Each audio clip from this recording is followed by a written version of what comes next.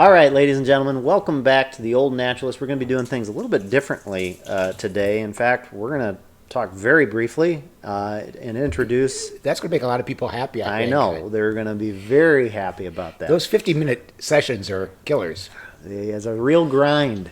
So anyways, we're going to throw it to John Michale Durback, who is he's a butterfly nut. He's an enthusiast for sure. He also happens to be my daughter Audrey's guitar teacher. We knew there's a connection there somewhere. Yes, we knew this. Yeah, absolutely. But he is very knowledgeable. In fact, just recently led a Toledo Naturalist walk that was widely approved by everybody on the walk. Wonderful. Did a great job. So without further ado, we're going to have John Michale tell you all about the difference between three fritillaries in our area. John Michale, you're on. Hi, my name's John Michale Durback. When I'm not teaching guitar lessons, I'm often out looking for butterflies. One family of butterflies that can be difficult for some to identify are the fritillaries. Here in the Oak Openings region, we have three species of fritillary: the great spangled fritillary, the meadow fritillary, and the variegated fritillary. All three of them are predominantly orange butterflies with black markings and patterning on them. They all three share the same general group of larval host plants, the violets. But let's get into a few helpful tips to differentiate the three species from each other.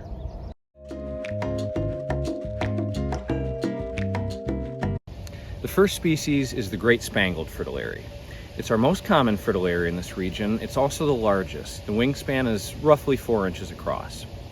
Like all of them, it's orange with black.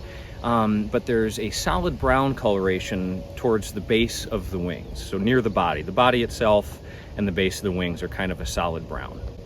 On the underside, so if you get to see one of these perched, you'll notice rows of silvery or whitish spots on the underside.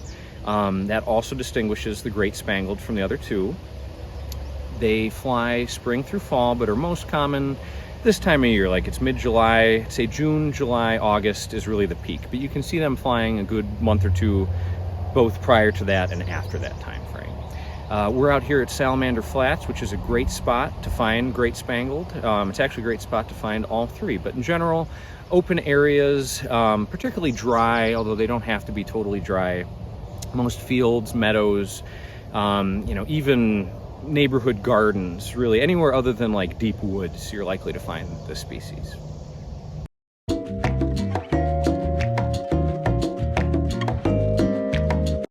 Our next species is the meadow fritillary. These are fairly common, not as common as the great spangled, but they're not hard to come by, especially if you're in the right habitat. They are quite a bit smaller. They're roughly 2 inches in their wingspan, about half the size of a great spangled. They have squared off wingtips, whereas a great spangled will have a rounded wingtip. The meadow has a pretty clearly squared off wingtip.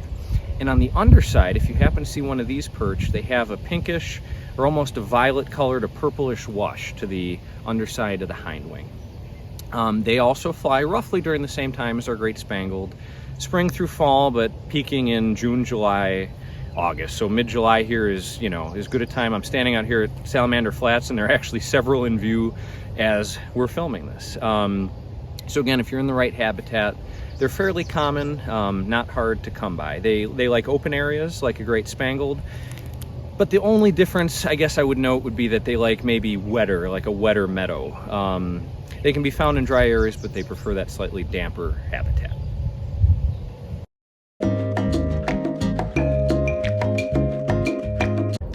Our last fritillary species is a special one. It's the least common. It's the variegated fritillary. The size of these is roughly between the great spangled and the meadow. If great spangled's about a 4-inch wingspan, maybe a 2-inch on a meadow. This sits somewhere right about 3 inches, right in the middle. But the shape is different. Proportionally, they have longer forewings. So just the shape, even at a distance, you can kind of get a sense that they're built a little bit differently than the other two. They have a tan or a pale wing band that actually goes between both wings, the forewing and the hind wing, of kind of like open or empty, sort of rectangular cells or spots, which the other two fritillaries lack. Again, it's black on orange, but this wing band through both wings is pretty distinctive on a variegated. And they also have, or I should say they lack, both the rows of silver spots on the underside that a great spangled would show, and they lack that pinkish, purplish wash that a meadow would show. So the underside does not have either of those two features. These fritillaries are quite uncommon around here. They're not unheard of, but they show up later in the year. They're vagrants from the south, so we don't have breeding populations here. In late summer, or more likely early fall, these will show up from southern states, late August, but probably the peak would be September, maybe even October. And Salamander Flats, again, is a spot, I've not personally seen them out here, though I've tried.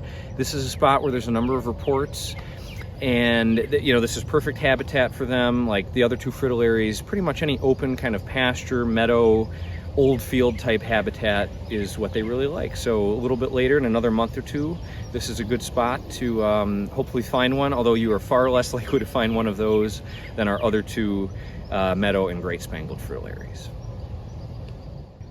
Well, I hope these tips were helpful, and good luck in your butterflying pursuits. Okay. All right, we're back, and Eric, what do you think? I was very, very impressed. I've not met John Michale, but he clearly knows what he's talking about, and we need more naturalists, and he did a fine job. I totally agree, and I'm grateful that he was willing to do that, and I learned a little bit about fritillaries as well. So next week, it's going to be a little more normal. We are going to have a special guest. Normal. I'm not going to say who that special guest is. People have to be surprised and shocked. Right. Yeah. And it's going to be a quiz, and we'll see how that special guest does. Okay? Okay. We'll see you then. See you next time.